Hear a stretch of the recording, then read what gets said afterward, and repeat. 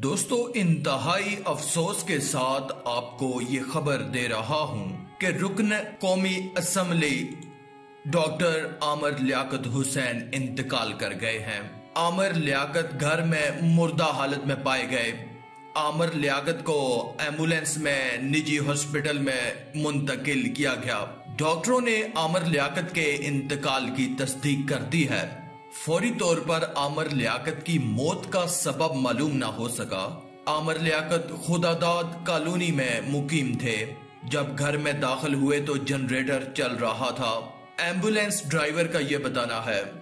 Police ने ambulance driver से इब्तदाई मालूमात हासिल कर ली हैं और पुलिस अफसरान जो है उस पूरी जगह उनके घर का मुआयना कर रहे हैं ताकि कुछ एविडेंस इकट्ठे किए जा सकें। खास तौर पर पुलिस अफसरान का कहना है कि वो जिस जगह पर रह रहे थे या जिस कमरे में वो रह रहे थे वहां पर कोई वेंटिलेशन पॉइंट मौजूद नहीं था। वहां पर जनरेटर अगर चल रहा है तो उसका धुआं बाहर निकल सके, वहां पर ऐसी कोई जगह मौजूद नहीं थी।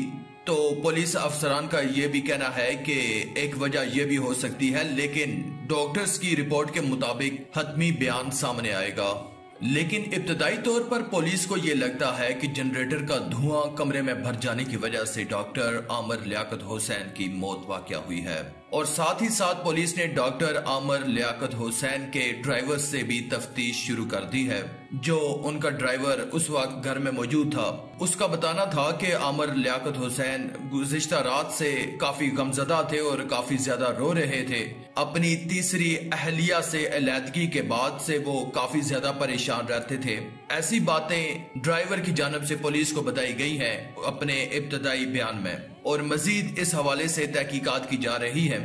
और आमिर लियाकत हुसैन की मैयत अभी भी हॉस्पिटल में मौजूद है और रेस्क्यू का जो अमला था वो उनके घर पर पहुंचा और उनको बेड से उठाने की कोशिश की गई।